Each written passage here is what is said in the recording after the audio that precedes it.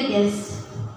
So after a long experience of the education policy made by the Kothari Commission in 1968, a need was felt to modernize India's education system to meet our needs in the modern world and our aspiration in the Amrit Kal. Out of these thinkings, a new education policy was born in July 2020, popularly known as the National Education Policy 2020, and which in my opinion is the first education policy in free India that believes in the old tradition of imparting holistic and quality education to one and all, and thus is a momentous milestone in the Indian educational landscape.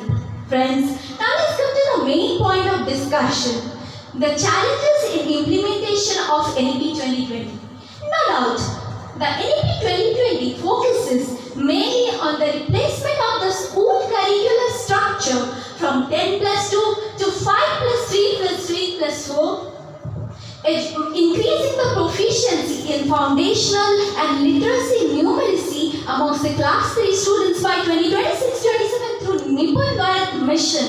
The right to free and compulsory education RT Act of 2009, decreasing the dropout rates, fostering creativity, critical thinking and problem-solving skills amongst the students is necessary. However, despite its ambitious goals, it faces numerous structural, infrastructural, pedagogical and financial challenges. Friends, there is a saying in English, where there is a will, there is a way. So let's discuss some appropriate strategies to overcome the major challenges faced within the short period of time provided. So the major challenge in the implementation of NEP is the lack of proper funding and adequate infrastructure. The Times of India on May 2023 reports that the higher education institutes of Rajasthan have raised the issue that the lack of proper funding is one of the major challenges of this policy. The investment in the renovation of the existing facilities like the playground, libraries, laboratories, etc., and the innovations and the inventions in investments in the building of new Anganwadis, universities, Balbatikas, research and training institutes is badly necessary.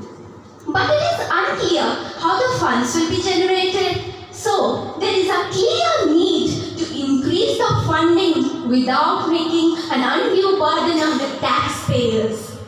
Another major challenge of this policy is the integration of vocational education with the mainstream education due to the lack of adequately trained vocational trainers who are capable of imparting both theoretical and practical knowledge to our students. This problem can be solved if our government increases the number of training centers, research institutes and provides the required incentives to motivate the faculty to participate in the training programs. Moreover, NEP advocates the uses of e-technology for the increase in e-learning. However, the lack of skilled technological and digital professionals, digital resources amongst the students stands against the smooth execution of NEP policy. This problem is even more acute in the rural, remote, tribal areas where the children are even deprived of access to the network connection and thus are deprived of the adequate learning through the method of online and blended e-learning.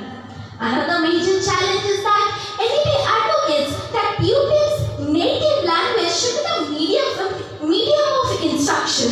But do you know, friends, there is still lack of properly trained teachers who should deliver in the native languages in the proper areas, and this is even more acute in the tribal areas.